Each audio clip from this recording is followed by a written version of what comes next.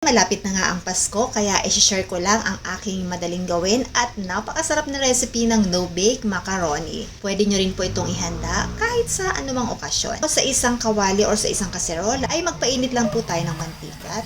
Tapos igisa natin dito ang sibuyas. Isang piraso lang po ang ginamit ko.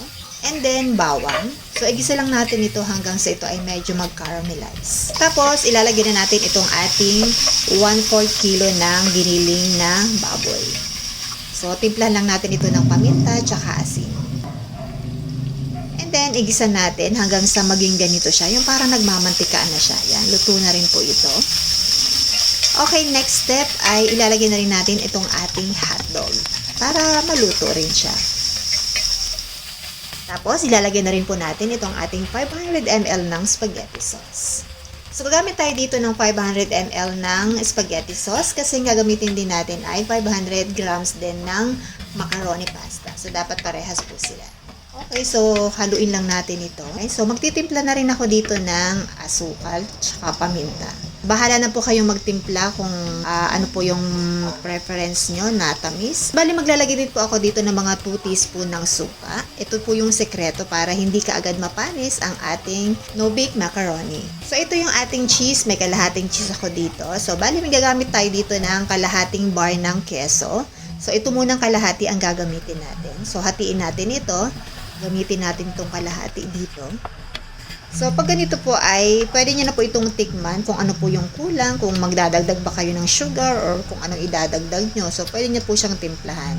Depende po sa panlasa nyo. So, ako nagdagdag lang po ako ng sugar.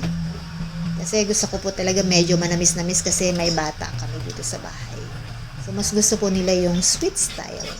So, isi-simmer po natin ito ng mga 3 to 5 minutes para talagang malasang-malasa ang ating sauce. Para, alam niyo yun, parang medyo nagmamantika yung gilid niya. Okay, and then after 3 minutes, eto na nga. So, parang nakita niyo, medyo nagmamantika na siya. So, luto na po ito. Napakasarap nitong recipe na ito, mga mare. Kaya, subukan niyo po ito. So, ilalagay na po natin dito yung ating pinalambot na macaroni pasta. So, di ko na po ito binidyohan dahil madali lang naman po magpalambot nito. So, kalahating kilo po itong aking ginamit. So, haluin lang natin. So, ayan, luto na po ang ating macaroni. So, ilagay nyo na po ito sa isang lalagyan kung paano nyo po ito ihahain or isi-serve. Okay, so ngayon naman po ay gagawa po tayo ng pinaka-topping niya po. So, dito ay maggagamit ako dito ng mga 1 tablespoon or isang kutsara ng margarine.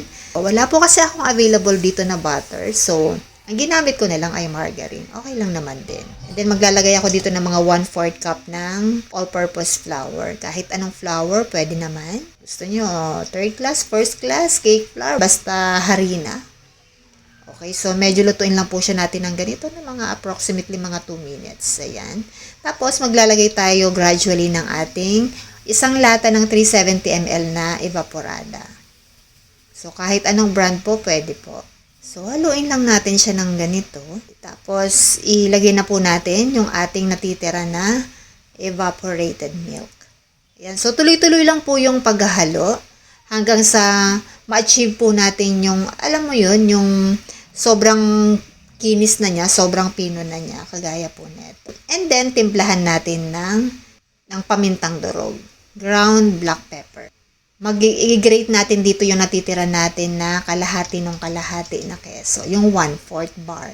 Kasi diba hinati ko yung isang bar. O, yung kalahati lang naman yung ginamit natin. Yung kalahati dun sa, yung 1/4 dun sa, ano natin, dun sa sauce. Tapos yung 1/4 naman dito. So, hindi naman po siya magastos, no?